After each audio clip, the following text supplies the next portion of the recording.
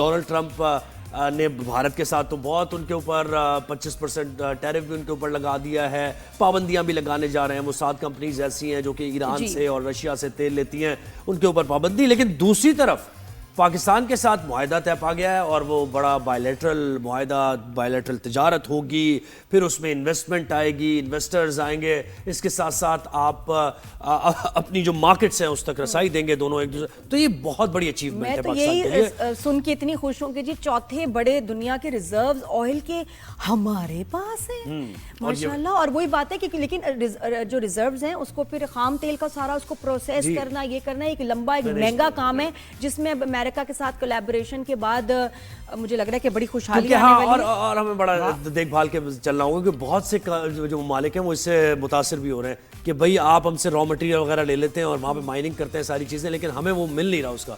ہماری دھرتی پر کچھ خیر ان سارے معاملات پر ہم بات کریں گے. جب پیسہ آتا ہے تو پھر دشمنیاں تو ہوتی ہیں، لوگ سڑتے بھی ہیں، جلتے بھی ہیں. لیکن ہیونگ سیڈ دیٹ میں ایک سیریس نوٹ پہ یہ بات کروں گی کہ پلیز جب بھی کوئی کانٹریکٹ ہو امریکہ کے ساتھ ہی کسی ملک کے ساتھ، اس میں پاکستان کا فائدہ ہونا چاہیے. جی بالکل. گورنمنٹس تو چینج ہوتی رہتی ہیں، لیکن یہ کہ جو کانٹریکٹس اگر کوئی ایک بار غلط ہو جائے تو پھر وہ آگے اس کو آپ چیلنج نہیں کر سکتے. اور امریکہ کے اگینسٹ بڑے معاہدے ہیں جن کو بھگتنا ہے ابھی تک. تو یہ ہمیں جوائن کیا اس پبلک کو وقت بتانا چاہیے کہ یہ کانٹریکٹ کیسا ہوگا. سید محمد علی صاحب نے جوائن کیا ہے جو کہ نیشنل سیکورٹی ایکسپرٹ ہے اور بہت تجربہ بھی ہے ان سارے معاملات کو دیکھنے کا. سر ویلکم کرتے ہیں آپ کو شو پر. کیسے آپ؟ ٹھیک ہیں، خیریت سے ہیں؟ جی بہت شکریہ، الحمدللہ. آپ خیریت سے ہیں نادیہ اور شعیب؟ جی بہت بڑی بڑی باتیں ہیں، بڑی ہماری باتیں بڑی بڑی ہیں، ہمیں سمجھ بھی نہیں آ رہی، کچھ آ بھی رہی ہے. جتنی تیزی کے ساتھ اس وقت ہم آگے بڑھے ہیں پاک یو ایس تعلقات اور ساری چیزیں، تو ذرا حیرانی بھی ہے اور خوشی کی خبر تو ہے ہی. آپ کہیے گا. اور کبھی کبھی یقین بھی نہیں آتا، آپس کی بات ہے. جی بالکل. دیکھیں اس کے 2 پہلو ہیں. ایک تو آپ نے دیکھا کہ بھارت پہ 3 لیولز آف ٹیرف سینکشنز جو ہیں اور بہت شدید اور ہائی ٹیرفز لگانے کا بھی اعلان کیا، اور دوسری جانب پاکستان میں آئل بوم کا ایک طرح سے انہوں نے اعلان کیا ہے. تو ان دونوں کو میں تھوڑا کوئکلی کمپیئر کر دیتا ہوں. دیکھیں بھارت کے حوالے سے امریکہ، خصوصاً ٹرمپ انتظامیہ کی جو یہ سوچ ہے وہ بڑی میچور ہو چکی ہے کہ بھارت جو ہے پچھلے 15 سال سے ہم سے سفارتی، سیاسی، معاشی، ٹیکنالوجیکل سپورٹ لے کے جواب میں امریکہ کو کوئی فائدہ نہیں دے رہا تھا، بلکہ کسی حد تک بیوقوف بھی بنا رہا تھا. اور اس کا ثبوت میں آپ کو دے دیتا ہوں کہ جو دوسرا لیول آف ٹیرف بہت زیادہ ان کے اوپر لگایا گیا ہے امریکہ کی جانب سے، اس کی بنیادی وجہ یہ ہے کہ جب روس کے اوپر پابندیاں لگائی گئی امریکہ اور مغربی طاقتوں کی جانب سے، تو بجائے یہ کہ چونکہ امریکہ کا بڑا قریبی اتحادی اور حلیف تھا بھارت، تو انہوں نے بجائے کہ ان پابندیوں کا احترام کریں، انہوں نے اپنی امپورٹ جو تیل سستا ان کو مل رہا تھا روس سے، اس میں بڑا اضافہ کر دیا. تقریباً 2023 میں 2.1 ملین بیرل پر ڈے تک انہوں نے تیل ان سے لیا. 2024 میں تقریباً $52 ارب کا تیل انہوں نے امپورٹ کیا روس سے، اور پھر اس کو نہ صرف اپنی منڈیوں میں بلکہ بعض پروسیس کر کے، ریفائن کر کے اور ممالک کو بھی بیچا. تو یہ اس کا ان کو بڑا غم و غصہ ہے امریکہ میں کہ جناب اور ایران کے ساتھ بھی ٹریڈ کرنے پہ سب پہ ان پہ سینکشنز تھی اور کوئی کنٹری کو الاؤڈ نہیں تھا کہ ان کے ساتھ ٹریڈ کریں. انڈیا لیکن کر رہا تھا. جی بالکل، اسی لیے انہوں نے تقریباً 6 سے 7 انڈین کمپنیز پر بھی پابندیاں عائد کی ہیں. اس سے کتنا ہٹ لگے گا ان کو؟ آپ کو لگتا ہے کہ بھارت کی اکانومی کو کتنا نقصان ہوگا؟ دیکھیں امریکہ بھارت کی سب سے بڑی تجارتی منڈی ہے. $130 ارب کا دونوں کا باہمی تجارتی حجم ہے، لیکن اس میں $45 ارب کا امریکہ کو تجارتی خسارہ تھا. اور اس کی بنیادی وجہ ٹرمپ صاحب کی بالکل صحیح اسسمنٹ ہے، کیونکہ خود ان کا ایک بزنس کا بہت طویل ایکسپیرینس اور بیک گراؤنڈ ہے. وہ یہ سمجھتے ہیں کہ اپنے کاشتکاروں اور اپنے چھوٹے انڈسٹریز کو پروٹیکشن دینے کے لیے بھارت نے بڑی شدید ریسٹرکشنز لگائی ہوئی ہیں باہر کے ممالک کو مارکیٹ ایکسس دینے میں، خصوصاً ایگریکلچر اور ڈیری سیکٹر میں، جس کا امریکہ کو بہت عرصے سے ایک طرح سے اس پہ اعتراض بھی ہے. اور یہ ایک فیئر مارکیٹ پریکٹس نہیں سمجھی جاتی. یعنی ایک جانب اب جمہوریت اور فری مارکیٹ اکانومی کی بات کرتے ہیں، امریکہ کا ایکسس لینا چاہتے ہیں مارکیٹ کا، دوسری جانب امریکہ کو اپنی مارکیٹ کا فیئر اور فیوریبل ایکسس نہیں دیتے ہیں. تو یوں لگتا ہے کہ یہ ایک 2 اعتبار سے امریکہ کا جو एतबार है वो भारत से अब उठ चुका है। एक तो तस्वीराती एतबार से भी वो जब पाकिस्तान से इतनी इबरतनाक शिकस्त खाने के बाद साबित हो गया है कि ये चीन को क्या कंटेन करेंगे, ये तो पाकिस्तान की 3-4 घंटे की जो जवाबी कार्रवाई है वो भी बर्दाश्त नहीं कर सकते।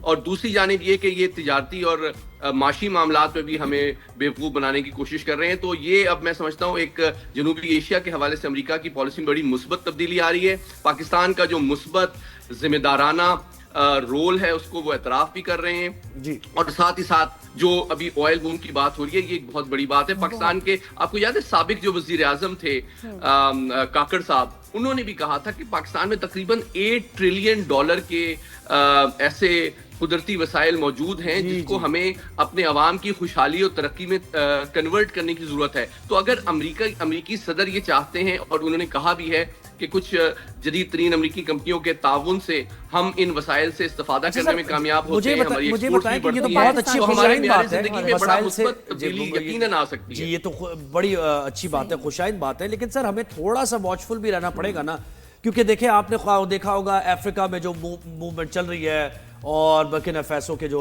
कैप्टन इब्राहिम हैं वो ये बात बाकायदा तौर पर उठाते हैं कि ये जितनी भी कुव्वतें हैं वेस्ट की या फिर अमेरिका की, वो हमारे रिसोर्सेज पर आकर कब्जा करते हैं और फिर हम उनके गुलाम बन जाते हैं। इस तरह लोग और गरीब हो गए। पाकिस्तान तो देखे ना एक न्यूक्लियर पावर है, वो खतरात हमें नहीं है, लेकिन इसके बावजूद हमें एक बड़ा बैलेंस रहकर ये देखना पड़ेगा, क्योंकि चाइना भी हमारा नेबर है और उसके साथ भी हमारे बड़े टाइज हैं जी। और वन साइडेड फायदा ना हो, हमारा भी फायदा होना चाहिए इसमें। बहुत अहम सवाल किया आपने। देखें क्विकली मैं इसके 3 पहलू बताता हूं। देखें, एक फॉरेन इन्वेस्टमेंट का मॉडल अफ्रीकन मॉडल है जिसका आपने भी हवाला दिया, जिसमें होता यह है कि मगरबी और जदीद तरीन कंपनियां अफ्रीका में आई, उन्होंने इन्वेस्टमेंट की, लेकिन जो उन वसाइल पे कब्जा भी किया और साथ ही साथ उसके जो माशी फवायद थे वो लोकल गरीब आवाम को नहीं मिले, थोड़ी बहुत पॉलिटिकल एलीट को मिले, और बाकी सारे वो जो है उसका जो फायदा है माशी फायदा वो मगरबी ममालिक तक चला गया।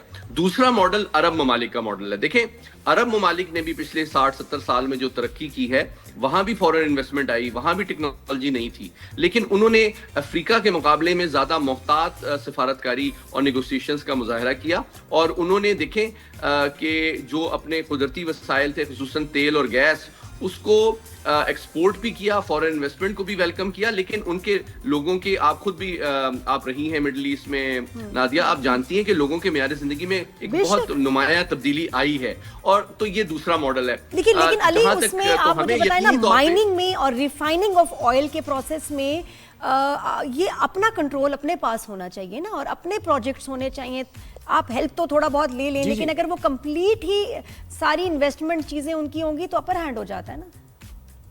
नहीं, बिल्कुल आप सही कह रही हैं। देखिए, हमारा अभी आईपीपीस के हवाले से भी तो कोई बहुत अच्छा तजुर्बा नहीं है। जब आईपीपीस लगाई जा रही थी तो सियासी जो लीडर्स थे वो कह रहे थे कि बहुत ज्यादा बिजली हो जाएगी, लेकिन क्या वो अफोर्डेबल भी है कि नहीं है। तो ये बहुत इंपॉर्टेंट है कि अवाम का पब्लिक इंटरेस्ट को मद्देनजर रखा जाए, और दीगर ममालिक की भी जो गलतियां हैं, जिस तरह आपने अफ्रीकन मॉडल की हमने अभी बात की, उससे भी सीखना चाहिए। अरब मॉडल ज्यादा बेहतर है कि आप कतर को देखें, ये छोटे छोटे ममालिक हैं, यूएई को देखें, लेकिन इन्होंने इस अंदाज में बाहर से इन्वेस्टमेंट अट्रैक्ट की कि अपनी सॉवरेंटी पे भी कॉम्प्रोमाइज नहीं किया, और साथ ही साथ अपने आम आवाम की म्यार जिंदगी को बहुत ज्यादा उसमें भी बेहतरी लाई है, और उनके लिए रोजगार के मौके भी जो है मुहैया किए हैं। तो मैं समझता हूँ कि अली साहब देखिए, इसमें फिर कम्युनिकेट करना भी बहुत जरूरी हो जाएगा ना, कि आप अपनी आवाम को एतमाद भी दे कि क्या करने जा रहे हैं, और अल्टीमेटली आपकी ही बेहतरी के लिए कुछ हो रहा है, और कॉन्ट्रैक्ट जो हो वो लोगों को पता हो कि किस शराइत पे कॉन्ट्रैक्ट्स हो रहे हैं, क्या हो रहे हैं। बिल्कुल इन्वॉल्वमेंट होनी चाहिए, क्योंकि इसको भुगतना हमने है। अगर तो खुशहाली आई, बड़ी अच्छी बात है, खुदा न खास्ता गड़बड़ हुई तो फिर वो हम ही भुगतेंगे उसको, और हमारी नस्लें भुगतेंगे उसको।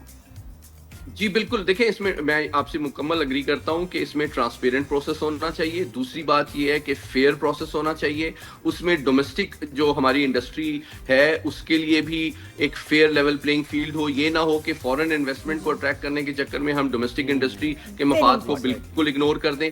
और तीसरी बात यह है कि उसमें लोकल जो अवाम है, खुसूसन लोकल कम्युनिटी, जिस जगह से तेल और गैस और मादनियात निकलती हैं, वहां के अवाम तक उसके फायदे पहुंचना भी चाहिए, और पहुंचते हुए नजर भी आना चाहिए, ताकि बलूचिस्तान और जो वजीरिस्तान वगैरह के इलाके हैं जो कम तरक्की याफ्ता हैं, उनके लोगों का म्यार भी बुलंद हो सके। और पीछे से अली हमारे हुए हैं ऐसे कॉन्ट्रैक्ट्स ہم ایسے مختصر کانٹریکٹ وہاں کر وہ چکے IPPs کے معاہدے ہیں کتنے، ہمیشہ ہم اپنے نقصان ہی کیا ہے، بہت ہی مختصر وقت میں چمنیاں آپ آئی ہیں ہمارے نے حصے اس میں۔ کا جو آتا کیا، بہت زبردست آتا کیا، بہت شکریہ سید تھینک یو علی۔